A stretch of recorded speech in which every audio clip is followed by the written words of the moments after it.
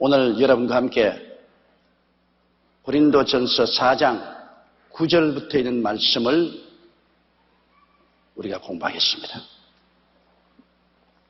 9절요.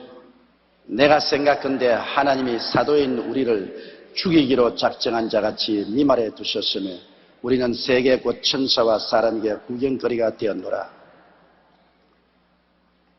여기에 고린도 교인들이 너무 금방지게 굴기 때문에 피와 눈물과 땀으로 고린도 교회를 세우고 돌봐준 바울 선생께서 고린도 교인들이 정신을 차리고 스스로의 교만과 자만을 부끄럽게 느끼고 회개하기 위해서 당신 자신을 낮춤으로 저들 스스로의 교만을 깨닫게 하려고 하는 것입니다.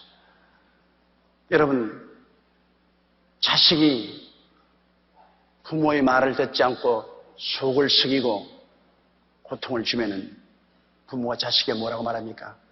나는 너를 공부시키기 위해서 새벽잠을 자지 않고 일터에 나가며 밤늦게 들어와서 고달픈 몸을 미처 잘 쉬지도 못하고 먹지 아니하고 입지 아니하고 남처럼 놀지 않고 온갖 애를 써서 돈을 벌어 너희 뒤를 다 주었다.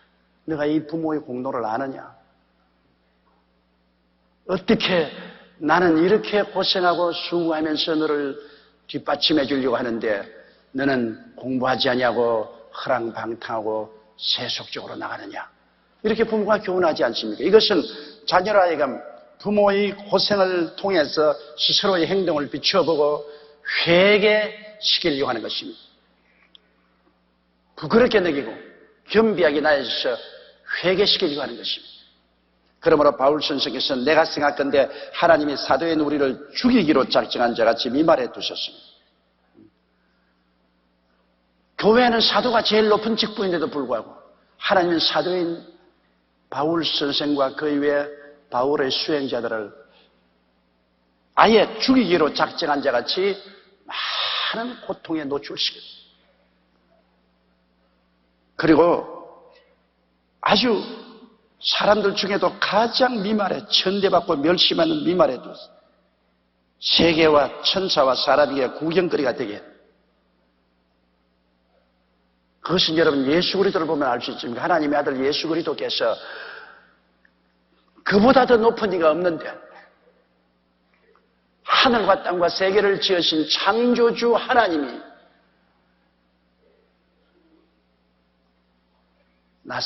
나사렛의 비천한 가정 마리아의 몸을 통해서 핏덩어리로 태어난 여러분 만왕의 왕 만주의 주가 조그마한 어린아이 핏덩어리로 태어났다는 걸 생각해 보십시오. 그렇기 때문에 이사야가 그를 보고 우리의 전한 것을 누가 믿었느냐? 야훼의 팔이 누구에 나타나냐? 그럼 가면 놀랐습니다. 그 사실을 전파하면 누가 믿겠느냐 이것입니다. 그러나 그는 기묘자여 모사여 전능하신 하나님이여 영존하신 아버지여 평강의 왕이시라고 누가 믿어주겠느냐? 그러나 예수님께서 하나님의 아들이시면서 사람으로 낮아졌으며 가장 비천한 미말해 주었습니다. 주님은 죄인의 친구요 세리와 창기들의 벗이었습니다. 가장 미말해 뒀습니다. 풍찬 노숙을 하고 고생을 하고 나중에는 십자가에 가장 흉악한 죄수들과 함께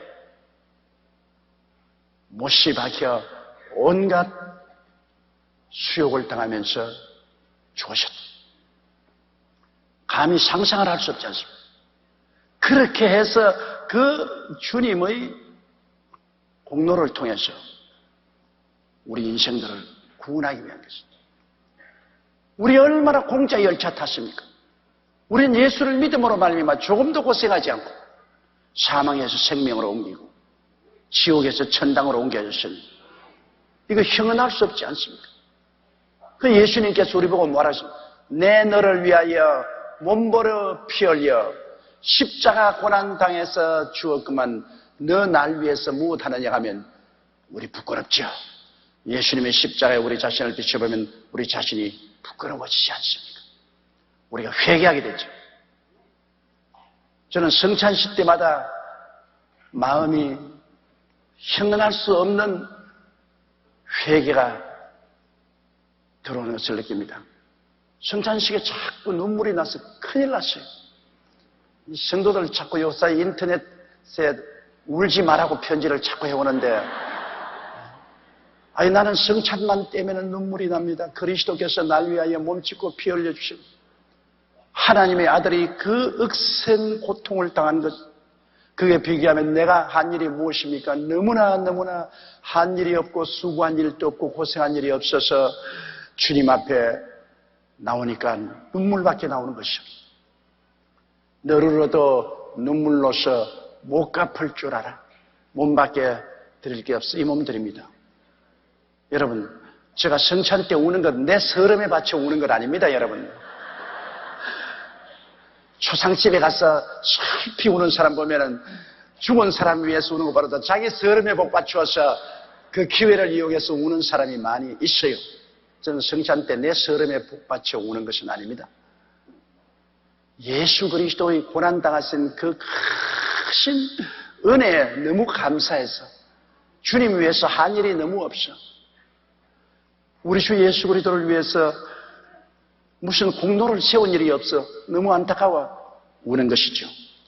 그러면 그리스도의 이 고난이 있어야 우리를 구원하시거든요.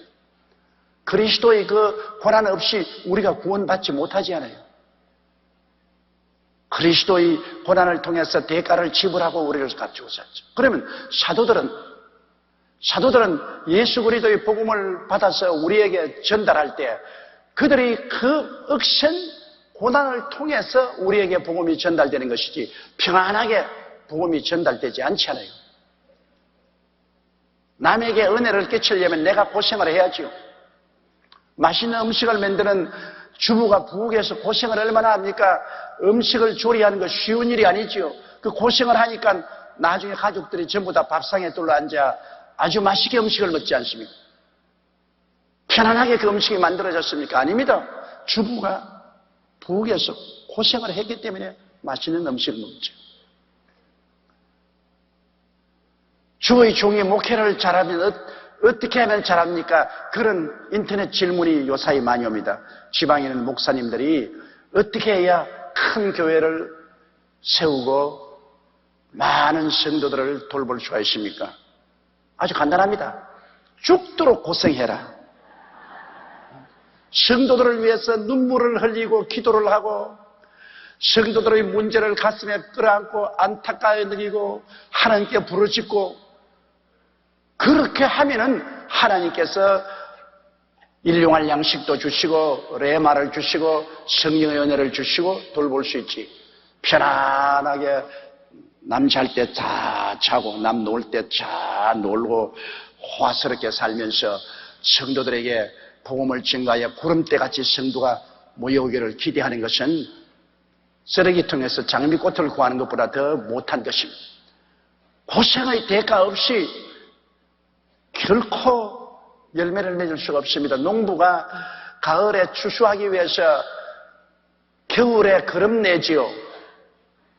그리고 봄부터 나가서 갈고 씨 뿌리고 여름 내내 벌레 잡고 병충해 돌고 물 떼주고 허리가 휘어지도록 고생을 하고 햇빛에 온 얼굴은 아주 새카맣게 끓어지고 손톱을 깎을 여가가 없어요.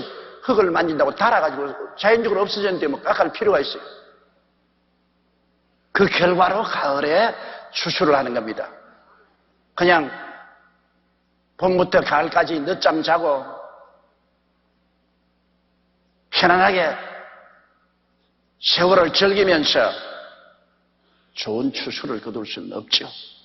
고진감래입니다. 모든 것이 고생과 수고 없이 얻으시지 않죠. 이처럼 여러분 복음을 전가하는 사도들은 복음을 전가하는 건 그 당시에는 여러분 교통이 어렵지 않습니까? 배를 타고 가야 되고 그것도 돛담배를 타고 가니 풍랑에 언제 빠질지 모르고 그리고 먼 길을 걸어다니니 강도의 위험이 있지요. 하천의 위험이 있지요. 배고프지요. 춥지요. 헐벗지요. 그리고 복음 전가하다가 또 관원들에게 잡혀서 신문당하지요. 얻어 터지지요. 또 감옥에 들어가지요. 온갖 그 고생 끝에 그리스도의 복음을 전하니까 듣는 사람은 앉아서 가만히 듣잖아요. 앉아서 그냥 복음을 받아들이고 그들은 예수 그리스도의 은혜를 받아들이지 않습니다. 구원을 받죠. 이러므로 복음을 전달해주는 사도들은 하나님께서 죽이기로 작정한 같이 미말해 두셨으며 우리는 세계꽃 천사와 사람의 구경거리가 돼. 이런 고생 끝에 그리스도의 복음이 전파되는 것입니다. 절대로 쉬운 일 아닙니다. 셀 리더가 된다고 하더라도 편안하게 셀 리더가 됩니까? 셀 리더가 되면은 자기 셀들을 위해서 늘 기도하고 전화해줘야 되고 신방해줘야 되고 격려해야 되고 또한 새로운 사람 셀로 이끌어드려야 되고 하려면은 상당한 시간과 노력이 필요합니다. 여간한 헌신과 충성 아니고는 셀 리더가 못 돼요. 그만한 노력과 헌신을 하면서도 속상한 일이 얼마나 많습니까? 셀원들이 불순종하고 혹은 게을러지고 타락하기도 하고 그리고 흉보기도 하고 반항도 하고 속상하단 말입니다. 그러한 고통이 있어야 영혼을 돌보고 영혼을 살릴 수 있거든요. 그렇기 때문에 하나님께서 일하는 소에게 망을 씌우지 말라는 것은 이렇게 수고하고 일하는 사람에게 하나님은 복을 주시겠다는 겁니다. 왜? 고생하는 사람에게 하나님이 복을 주고 힘을 주지 않냐면 일 못하지 않아요. 그리고 또 그렇게 고생을 한 사람에게 하나님께서 하늘에서 반드시 상을 주시는 겁니다. 오늘 인터넷에 내게 질문이 왔는데 이 세상에서 살면서 다른 사람보다 더 많이 신령해지면 하늘에 가면 어떻게 됩니까? 말할 필요 없죠. 이 세상에 주님의 일을 위해서 더 많이 말씀과 성령으로 수고해서 신령해진 사람은 하늘에 가서 영광이 다르거든. 해의 영광이 다르고 달의 영광이 다르고 별의 영광이 다르고 별과 별의 영광이 다른 것처럼 그 영성에 따라서 아버지께서 우리에게 주는 부활의 형체와 광채가 다른 것입니다. 확연하게 하늘나라에 올라가면 광채가 달라요. 영광이 다른 것입니다. 영광이 다르면 하나님의 은혜를 누리는 그 높이와 깊이도 달라지는 것입니다. 10절요.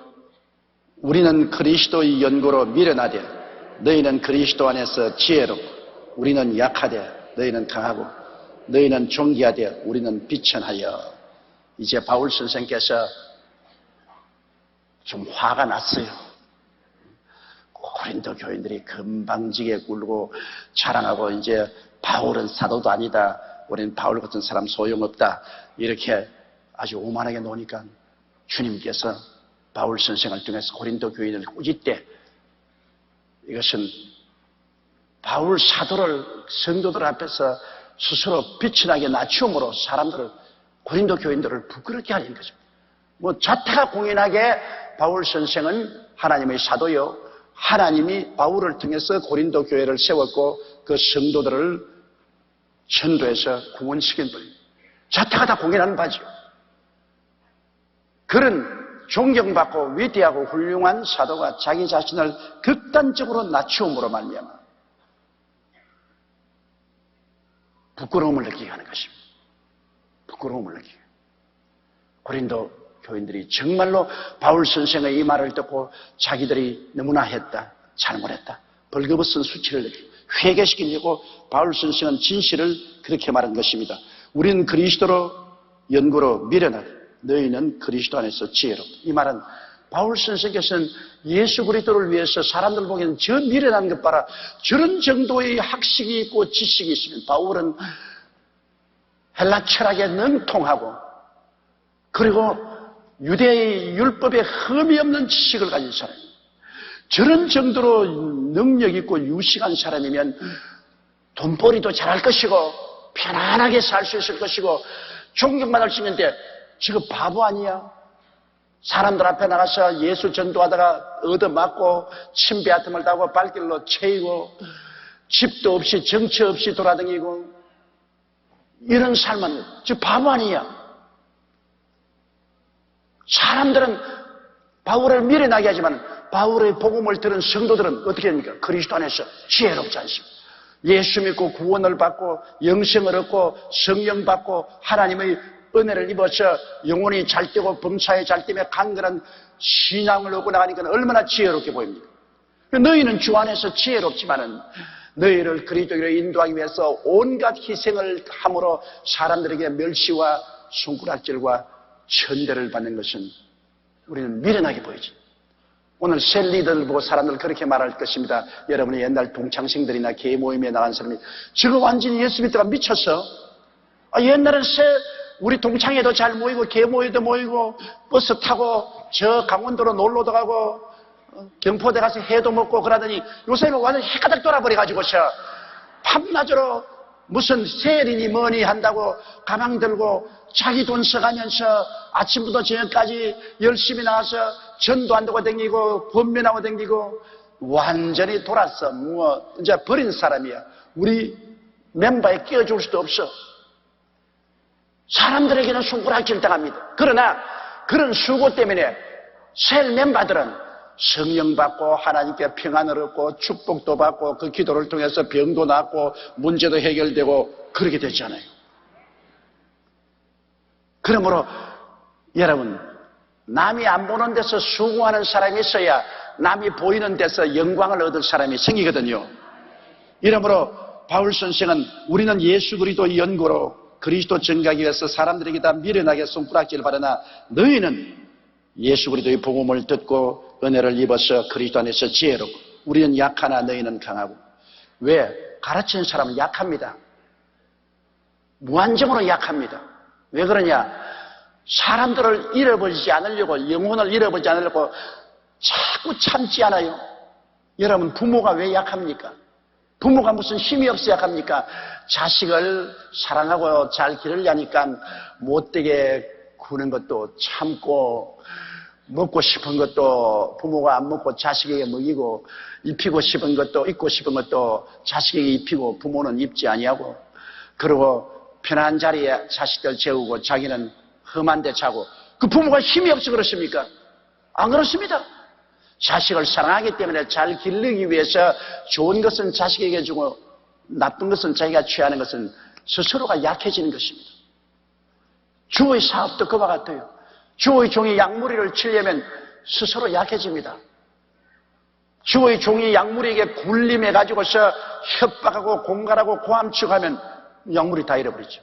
주의 종이 양무리보다 약하지 않지만은 양무리보다 약한 양무리를 시험에 들지 않게 하기 위해서 나는 욕을 얻어먹어도 함께 욕도 하지 못하고, 나는 비난을 받아도 함께 비난하지 못하고, 나는 무시당해도 함께 무시하지 못하고, 참고 견디고 눈물을 흘려서 기도하며 하나님이여 깨닫게 해주시옵소서, 돌이켜 주시옵소서, 세워 주시옵소서. 그건 뭐 주의 종이 약해서 그런 건 아닙니다. 그것은 양무리를 사랑해서 양무리를 주 안에서 온전하게 하기 위해서 스스로 약함을 택한 것입니다. 스스로 약함을 택하여 다른 사람을 강하게 하죠. 진자리 마른 자리 갈아 놓으며 손발이 닿도록 고생하였느냐는 노래가 있는데 왜 어머니가 어린아이에게 진자리 마른 자리 갈아 놓습니까? 약해서 그렇습니까? 아닙니다. 스스로 약함을 택한 것입니다. 사랑하기 때문이에요. 어린아이가 오줌을 싸서 옛날에는 장판에서 그대로 자니까 장판이 전부 오줌에 떠오릅니다. 그러면 어떻게 합니까? 어머니는 그 진자리에 자기가 눕고 자기가 누웠던 마른 자리에 어린아이를 돌려놓습니다. 어머니가 약해서 그렇습니까? 어린아이가 협박하기 때문에 두려워서 그렇습니까? 아니죠. 어린아이를 사랑하기 때문에 어린아이의 몸에 진물이 나지 않고 추워서 병들지 않게 하기 위해서 어머니가 오히려 진자리를 차지하고 마른 자리에게 주는 것입니다. 사랑하기 때문에 그런 거죠. 이렇게 되면 바울 선생께서 이게 말한 것은 우리는 약하되 너희는 강하다. 언제나 바울 선생은 약할 수밖에 없어요. 왜? 길러자니까. 내가 잘 자꾸 양보하고 내가 뒤로 물러가고 내가 참고 그리고 성도들을 앞세 넣으시니까 나는 약하고 너희는 강하고 너희는 존귀하되 우리는 비천하다. 왜? 좋은 것은 다 성도에게 돌리고 나쁜 것은 자기가 다 차지하니까. 성도들은 존귀하게 되나 우리는 비천하게 되나. 오늘날 언제나 남을 살리려면 내가 죽어야 돼요. 남을 높이려면 내가 엎드려야 내 등 위에 올라서지 않습니까? 키가 적은 사람이 담 위에 건너가려면 엎드려야 그 등을 밟고 올라가지 않아요. 존귀하고 높이려 하면 또 낮아진 사람이 있어요. 그 남을 높이기 위해서는 내가 낮아져야 되죠. 남을 존귀하게 만들기 위해서 내가 빛이 나게 되어야 남을 존귀하게 만들죠. 남의 이름을 높여주고 칭찬해주고 나를 격려해주고 그런 동안에 자기는 오히려 빛이 난 자리를 차지하죠. 그렇기 때문에 여러분 어느 것이나 명암이 있습니다. 밝은 곳에 세우기 위해서 어두운 곳에서 고생하는 고생이 있어야 되겠습니다. 고생 없이 되나요? 고생 없이 안 됩니다. 오늘날 나는 늘 말하기를 재벌들을 자꾸 욕만 하지 말고 재벌들을 영웅으로 만들어주라. 여러분 돈벌이가 쉽게 됩니까? 재벌 한 사람이 수천 명, 수만 명, 수십만 명에게 일거리를 내어주어서 밥을 먹게 만들어주는 것입니다. 아무나 재벌이 되는 것이 아닙니다. 재벌들이 큰 사업 또 적은 사업을 함으로 일반 대중들은 직장을 얻어 양식을 구하고 처자를 먹이고 살아갑니다. 모든 사람들이 다 대기업, 중소기업을 할 수 있는 것은 아니에요. 그러면 대기업이나 중소기업을 일으키는 사람은 여러분 얼마나 고생을 하는지 모릅니다. 자금 조달해야죠. 기술 개발해야죠. 제품 생산해야죠. 팔로 얻어야 되죠. 어마어마한 정신적인 고통을 당하는 것입니다. 그렇기 때문에 내가 언제나 말하는 것은 자꾸 재벌 두들겨 때리지 마라. 재벌 하나가 무너지면 수천, 수만 가정의 직장을 잃어버리고 밥을 굶게 된다. 이러므로 재벌들이 여간 잘못했을지라도 용서해주고 격려해주고 힘을 주어서 사업을 잘하게 해서 더 많이 고용하고 더 많이 일거리를 만들어내고 더 많은 사람이 밥을 벌어먹고 살도록 만들어주라고 제가 말하는 거죠. 사람이 온전한 사람이 누가 있어요? 또 대기업이나 중소기업에 하는 사람 열심히 일을 하다가 남의 좋은 일만 하려고 합니까? 자기가 열심히 일했으니까 남보다 좋은 자동차도 타고 싶고 남처럼 좋은 옷도 입고 싶고 남보다 더 좋은 집도 짓고 뭐 빌라도 지어서 살고 싶고 그런 목적이 있으므로 열심히 일을 하니까 그걸 왜 탓합니까? 그걸 가지고서 욕을 하고 그냥 두드리게 하면 이 사람들이 일할 이유를 잃어버립니다. 남의 좋은 일 하려고 일한 사람 없지 않아요. 잘 살아보려고 일을 하지. 그러니까 자기도 열매를 거두고 많은 사람이 잘 살게 하죠.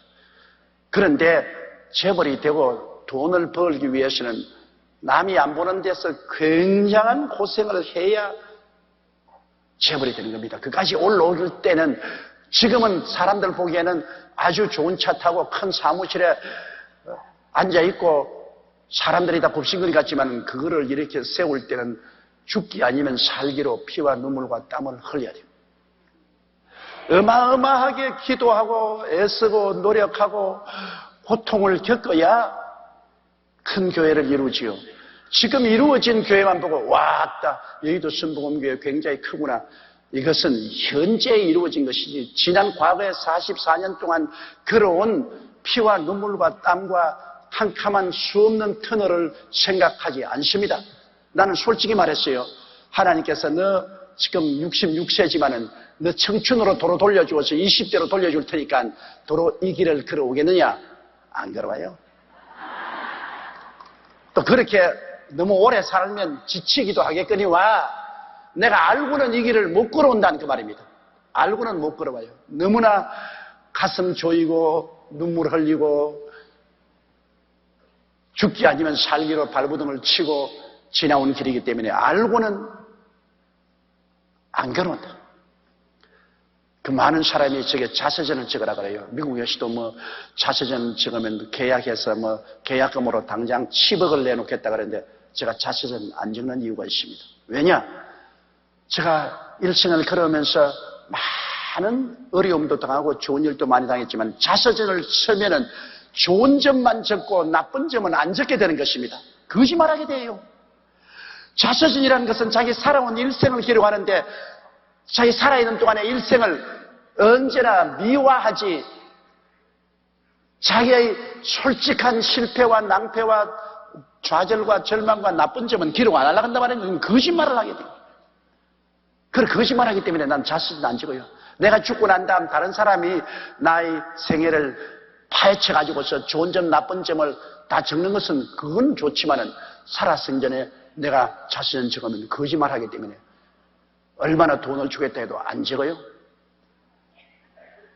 거짓말 안 할 도리가 없어요. 나도 사람이니까. 내 잘한 점을 적지 내 못한 점 안 적으려고 하니까. 나도 사람이니까. 그래 놓고 난 다음에 자꾸 기도원에 올라가서 하나님 용서해 주시옵소서 그렇게 회개할 필요 없지 않아요. 이러므로 주의 사업을 하려면 비천한 삶을 살아야 존귀한 사업이 이루어지는 것입니다. 그건 뭐 세상 중소기업도 그렇고 주님의 사업도 그렇고 무엇인지 그렇게 해야 됩니다. 한 가정을 이루는 것도 가장이 식구들에게는 밥 먹여도 자기는 굶을 때 많고 식구들은 자리 피워도 자기는 모집일 때 많고 식구들에게는 용돈 줘가면서도 자기는 고개고개해서 용돈 아껴 쓰고 그렇게 해야 가족들이지.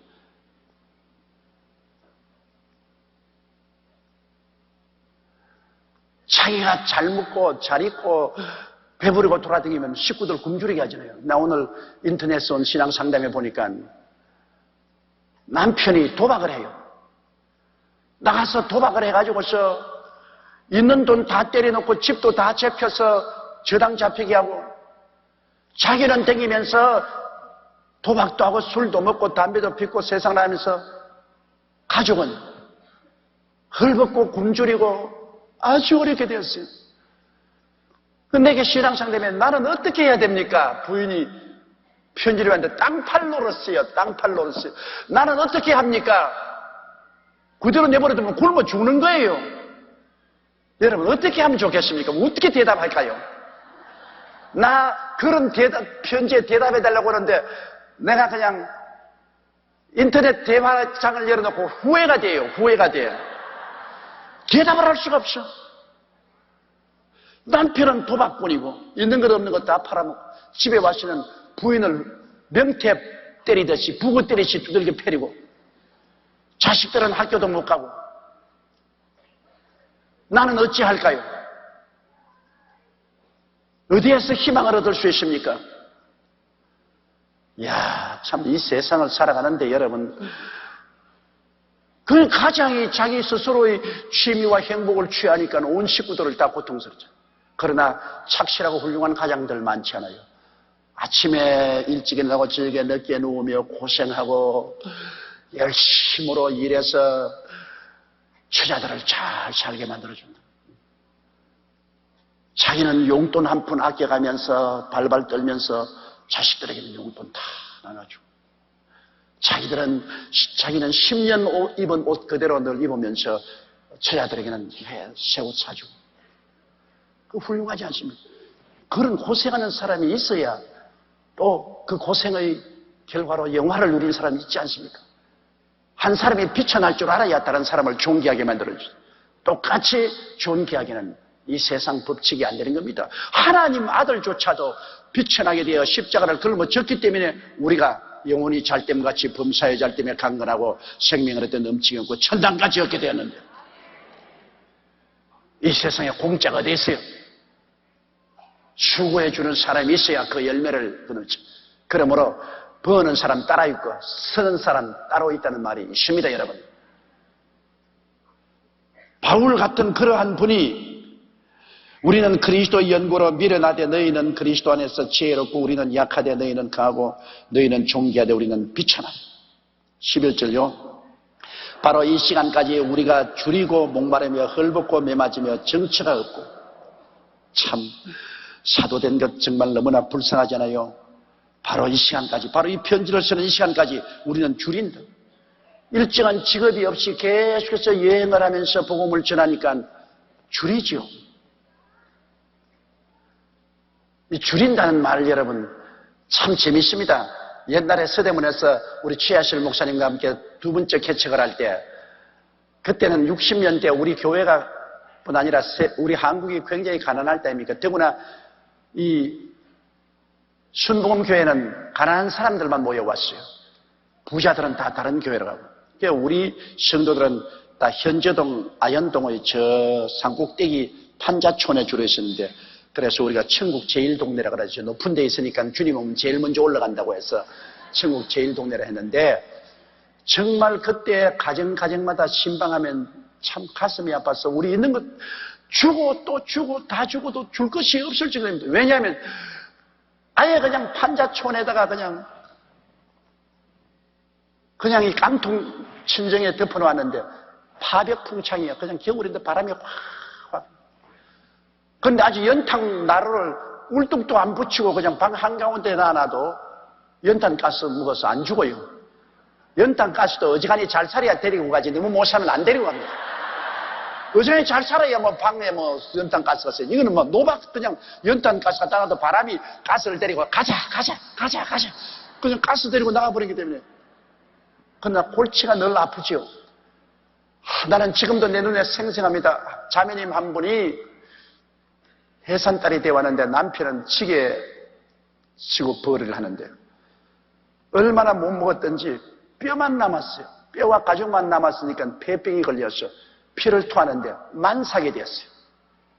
만삭이 돼가 아기를 낳아야 되는데 끼니가 없지요. 그리고 폐병 걸려서 피를 토하죠. 그런 집에 신방 가서 그냥 나올 수 있습니까? 우리 최하실 목사님과 저 있는 옷 다 벗어주고 있는 거 다 털어주고 그러고 난 다음 해산일자가 언제냐? 그날 위해서 기도하고 최 목사님이 해산일자에 그 어린 애기 받으러 갔습니다. 우리 최 목사님은 과거에 산파였으니까. 최 목사님이 가가지고서 그 얼마간의 돈을 들어가서 닌거 주사 약 사가지고서 바늘 가지고 가서 그래서 나는 닌거 주사 팔에 뽑아주고 나도 옛날에 병원에서 일했으니까요. 그리고 최 목사님은 그 어린애기를 봤는데 내가 얼마나 겁이 나는지 왜냐하면 꼭 숨이 넘어가겠더라고요. 그러다가 우리 사람 죽였다고 우리 두 사람 다 잡혀서 들어갈란지 몰라요. 아예 그냥 숨이 할딱할딱한데 최 목사님이 자꾸 힘을 주라. 자 호흡을 해라. 하나 둘 셋 힘을 주라. 근데 힘을 줄 힘이 있어야 힘을 주지. 그리고 진통을 하고 난 너무너무 겁이 나더라고요. 나는 그분이 어린애기를 낳고 안 낳는 것 제껴놓고 감옥만 자꾸 보여요. 내 몸에. 이거 틀림없이 죽었는데 이건 뭐 최 목사님에 나오고 이거 사람 죽였다고 해가지고서 잡혀갈 것이니. 그러니까 몇 시간을 고생하고 난 다음에 어린아이 핏덩어리를 받아냈어. 참, 그거 정말 사는 것이 아니에요. 그런 고생을 하는데도 그 남편은 지게 주고 나가서 돌아오지도 아니하고 그 몇 푼 벌면 저녁에 다 술 마셔가지고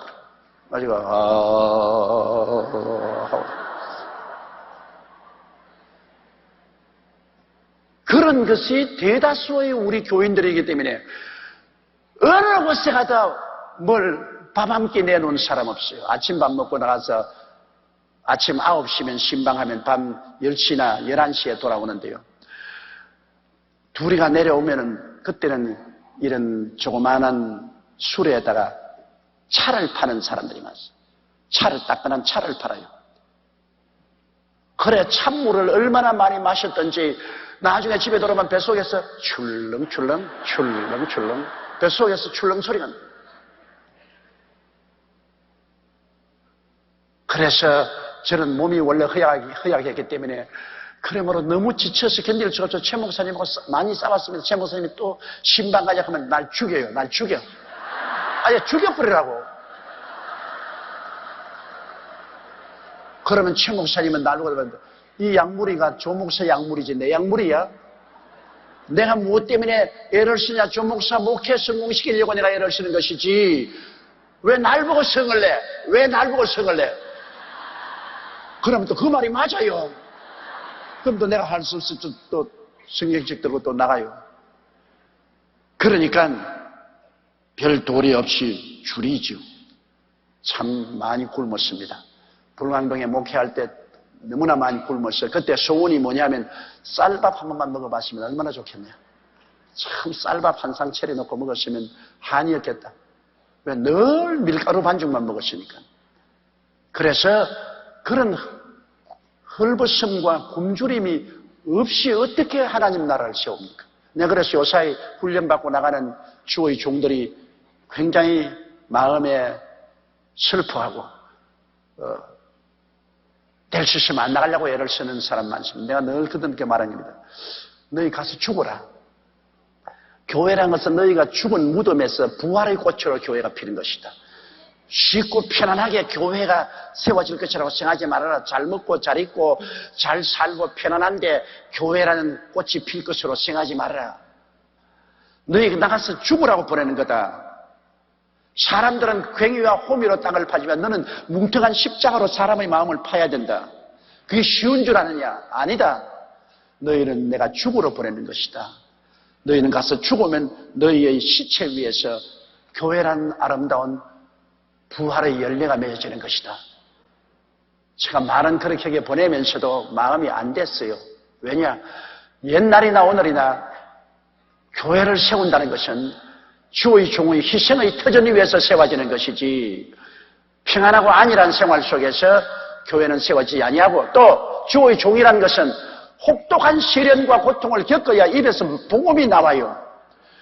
편안한데 무슨 복음이 나와요?